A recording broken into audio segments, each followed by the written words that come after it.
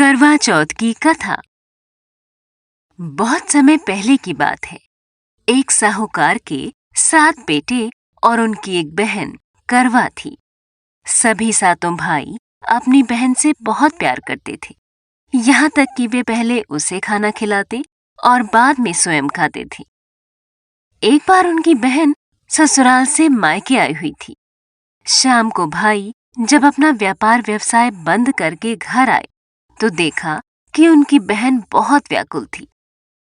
सभी भाई खाना खाने बैठे और अपनी बहन से भी खाने का आग्रह करने लगे, लेकिन बहन ने बताया कि उसका आज करवा चौथ का निर्जल व्रत है और वह खाना सिर्फ चंद्रमा को देखकर उसे अर्घ्य देकर ही खा सकती है। चूंकि चंद्रमा अभी तक नहीं निकला है, इसलिए वह भूख प्यास से व्याकुल हो उठी है। सबसे छोटे भाई से अपनी बहन की हालत देखी नहीं जाती और वह दूर पीपल के पेड़ पर एक दीपक जलाकर चलनी की ओट में रख देता है। दूर से देखने पर ऐसा प्रतीत होता है कि जैसे चतुर्थी का चांद उदित हो रहा हो। इसके बाद भाई अपनी बहन को बताता है कि चांद निकल आया है, तुम उसे अर्घ देने के बाद भोजन कर सकती हो। बहन खुशी के मारे सीढ़ियों पर चढ़कर चांद को देखती है, उसे अर्घ देकर खाना खाने बैठ जाती है। वह पहला टुकड़ा मुंह में डालती है तो उसे छींक आ जाती है, दूसरा टुकड़ा डालती है तो उसमें बाल निकल आता है और जैसे ही तीसरा टुकड़ा मुंह में डालने की कोशिश करती है तो उसके पति की मृत्यु का समाचार उसे मिलता है। वह बौखला जाती है। उसकी भाभी उसे सच्चाई से अवगत कराती है कि उसके साथ ऐसा क्यों हुआ। करवा चौथ का व्रत गलत तरीके से टूटने के कारण देवता उससे नाराज हो गए हैं और उन्होंने ऐसा किया है।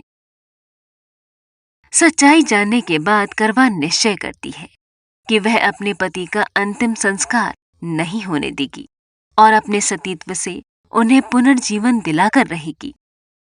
वह पूरे 1 साल तक अपने पति के शव के पास बैठी रहती है, उसकी देखभाल करती है। उसके ऊपर उगने वाली सुईनुमा घास को वह एकत्रित करती जाती है। 1 साल बाद फिर करवा चौथ का दिन आता है। उसकी सभी भाभियां करवा चौथ का व्रत रखती हैं।